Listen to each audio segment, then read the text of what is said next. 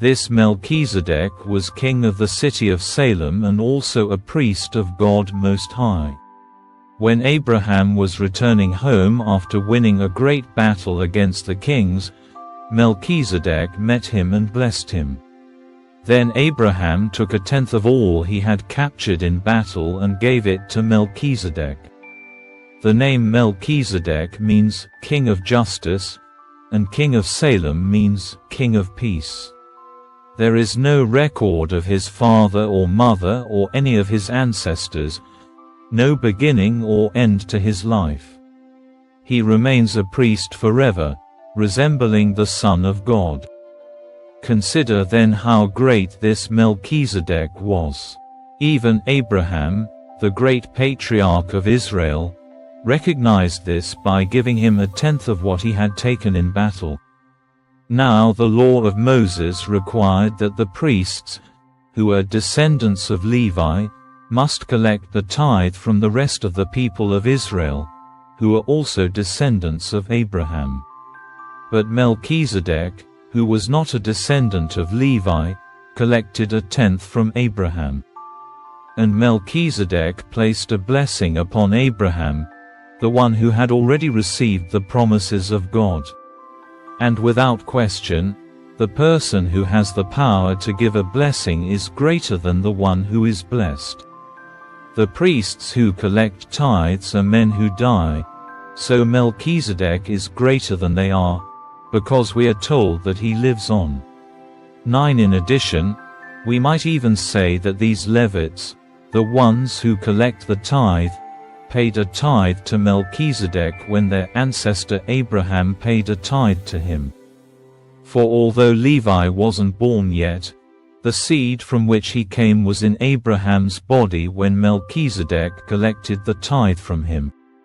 So if the priesthood of Levi, on which the law was based, could have achieved the perfection God intended, why did God need to establish a different priesthood, with a priest in the order of Melchizedek instead of the order of Levi and Aaron? And if the priesthood is changed, the law must also be changed to permit it. For the priest we are talking about belongs to a different tribe, whose members have never served at the altar as priests. What I mean is, our Lord came from the tribe of Judah, and Moses never mentioned priests coming from that tribe. This change has been made very clear since a different priest, who is like Melchizedek, has appeared. Jesus became a priest, not by meeting the physical requirement of belonging to the tribe of Levi, but by the power of a life that cannot be destroyed. And the psalmist pointed this out when he prophesied, "You are a priest forever in the order of Melchizedek." Yes, the old requirement about the priesthood was set aside because it was weak and useless. For the law never made anything perfect. But now we have confidence in a better hope, through which we draw near to God. This new system was established with a solemn oath. Aaron's descendants became priests without such an oath, but there was an oath regarding Jesus. For God said to him, "The Lord has taken an oath and will not break his vow. You are a priest forever." Because of this oath, Jesus is the one who guarantees this better covenant with God. There were many priests under the old system, for death prevented them from remaining in office. But because Jesus lives forever, his priesthood lasts forever.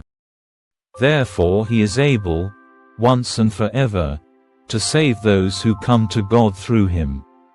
He lives forever to intercede with God on their behalf. He is the kind of high priest we need because he is holy and blameless, unstained by sin. He has been set apart from sinners and has been given the highest place of honor in heaven. Unlike those other high priests, he does not need to offer sacrifices every day. They did this for their own sins first and then for the sins of the people. But Jesus did this once for all when he offered himself as the sacrifice for the people's sins. The law appointed high priests who were limited by human weakness. But after the law was given, God appointed his Son with an oath, and his Son has been made the perfect high priest forever.